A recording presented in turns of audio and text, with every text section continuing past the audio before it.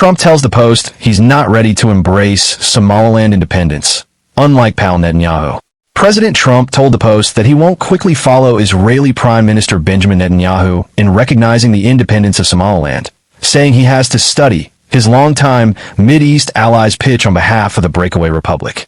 Israel on Friday became the world's first country to recognize Somaliland's split from anarchic Somalia, and Netanyahu vowed to deliver a message to Trump, with whom he is meeting Monday.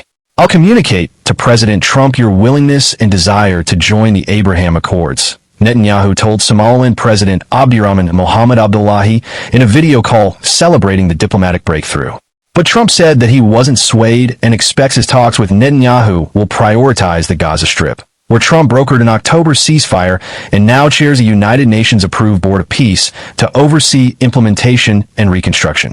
Just say no, not at this, Trump told the Post in a phone interview before modifying his answer on recognizing Somaliland to just say no. Does anyone know what Somaliland is, really? Trump asked aloud from his golf course in West Palm Beach. Trump sounded unimpressed by the Muslim-majority state offering to join the Abraham Accords, through which Bahrain, Morocco, Sudan, and the UAE established relations with Israel, and equally unimpressed by Somaliland's offer of land for a U.S. naval base near the mouth of the Red Sea.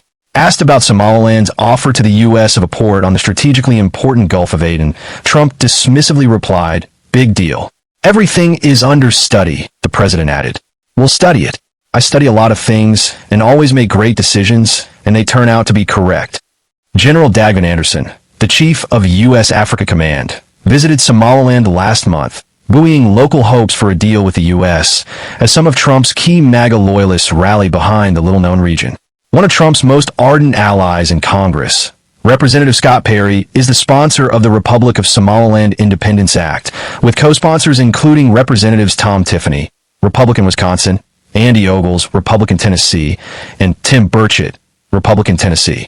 Trump has spent recent weeks railing against Somalia and its citizens ripping off U.S. taxpayers in Minnesota, where state government officials have pinned the blame on Democratic Governor Tim Walz, then Vice President Kamala Harris's running mate in last year's election. Somaliland, a former British protectorate, has been de facto independent of the formerly Italian-ruled bulk of Somalia since 1991 and has built a relatively stable democracy with peaceful transitions of power, unlike the Mogadishu-based central government, which has been beset by civil war.